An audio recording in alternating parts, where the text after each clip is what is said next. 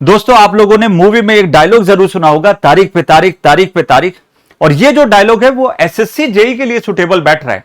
वो इसलिए मैं कह रहा हूं कि एसएससी के कैलेंडर में दिए गए बहुत सारे एग्जामिनेशन के बारे में अपडेट्स एंड इंफॉर्मेशन ऑलरेडी मिल चुकी है। कई ऐसे एग्जामिनेशन है जिसके बारे में तो एग्जामिनेशन डेट भी आ चुकी है, पर एसएससी जेई के बारे में भाई कोई पता ही नहीं है। पर अब हम यदि इस एग्जाम की तैयारी कर रहे हैं तो आप सभी बच्चों के लिए क्या क्या चीजों को ध्यान में रखने की जरूरत है।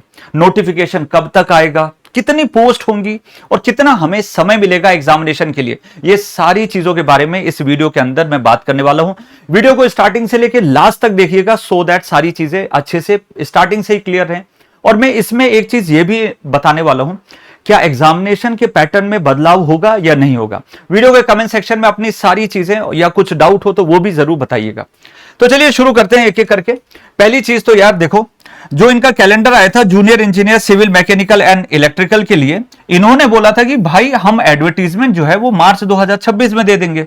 उसी के हिसाब से जो मंथ ऑफ एग्जामिनेशन था वो मई जून में हो जाना था, तो अभी तक तो हुआ नहीं, बहुत डिले हो चुका है। तो चलिए समझते हैं कि प्रीवियस सिनेरियो में क्या क्या चीजें हुई थी। यदि हम एग्जाम्पल लेते हैं 2024 का, जिसमें 1700 वैकेंसीज आई थी। 28 मार्च को नोटिफिकेशन आया और लगभग 50 दिनों के बाद 5th से लेके 7 जून तक इसका एग्जामिनेशन कंडक्ट करवा लिया गया। एसएससी जेईई 2025 के अंदर 1731 वैकेंसीज आई और नई जो कंडक्टिंग बॉडी है एजुकेटिव, उन्होंने इसको शुरू किया और एग्जामिनेशन कंडक्ट करवाया। नोटिफिकेशन 30 जून को आया और लगभग 130 दिनों के बाद में एग्जामिनेशन डेट सीबीटी 1 कंडक्ट हुआ 3 से 6 दिसंबर के बीच में।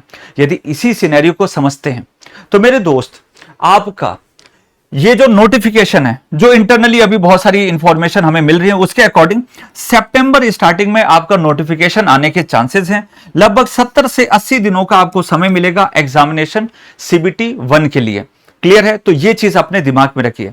तो आपको नॉन टेक्निकल या टेक्निकल जो भी पढ़ना है उसी हिसाब से आप अपनी प्लानिंग करिएगा। और यदि किसी भी बच्चे को रिक्वायर्ड है कि सर आप पूरी प्लानिंग हमें बता दीजिए, किसी बच्चे को रिक्वायर्ड है कि सर नॉन टेक्निकल की फ्री पीडीएफ बता दीजिए, जो बहुत सारी बुक्स हैं उनमें एमसीक्यूज वगैरह जो होते हैं, तो वो भी हम अपने टेलीग्राम पे अपडेट कर देंगे, एप्लीकेशन के फ्री कंटेंट में भी अपडेट कर देंगे। आप हमें बस कमेंट करके जरूर बताइएगा।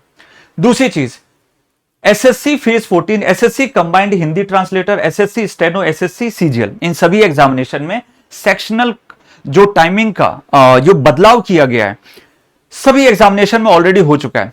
तो क्या बच्चे बोल रहे थे क्या एसएससी जेईई के अंदर भी होगा? डेफिनेटली। जब सभी में हो चुका है तो 99% चांसेस है कि आपका सेक्शनल टाइमिंग इसके अंदर भी इंक्लूड की जाएगी। मतलब एक सेक्शन में यदि आप अपना एग्जामिनेशन कर रहे हैं नॉन टेक्निकल वाले पोर्शन में, तो उसके लिए जो समय सीमा डिसाइडेड है उसी के अंदर आपको कंप्लीट करना पड़ेगा, और टेक्निकल के लिए जो डिसाइडेड है उसके बाद। कहने का मतलब आप दोबारा आके उस टाइमिंग के बाद में उसको अटेम्प्ट नहीं कर सकते, वो वहीं पे विंडो जो है वो क्लोज हो जाएगी। तो ये चीज अपने दिमाग में रखिएगा, ठीक है? तो इसके चांसेस हैं दोस्तों। दूसरी चीज, पैटर्न यदि सीबीटी 1 का देखोगे तो नॉन टेक्निकल पोर्शन जिसमें जनरल अवेयरनेस आता है, जनरल इंटेलिजेंस, रीजनिंग आता है और टेक्निकल सब्जेक्ट आता है। टोटल 200 क्वेश्चन 200 मार्क्स के लिए ये हमारा पेपर होता है। जब आप सीबीटी 1 क्लियर करते हैं तब आप सीबीटी 2 के अंदर जाते हैं और टेक्निकल सब्जेक्ट 100 क्वेश्चन 300 मार्क्स के लिए आता है।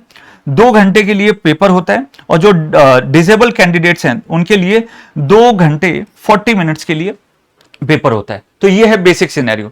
लग जाइए। यदि आपको पूरी प्लानिंग चाहिए कि यार हम 70 दिनों में, ये बचे हुए 70 से 80 दिनों में हम कैसे प्रिपरेशन कर सकते हैं, टेक्निकल नॉन टेक्निकल कैसे हम मैनेज कर सकते हैं, कौन से ऐसे इंपॉर्टेंट सब्जेक्ट है जिसको पहली प्रायोरिटी पे खत्म करना चाहिए, तो कमेंट सेक्शन में बता दीजिए।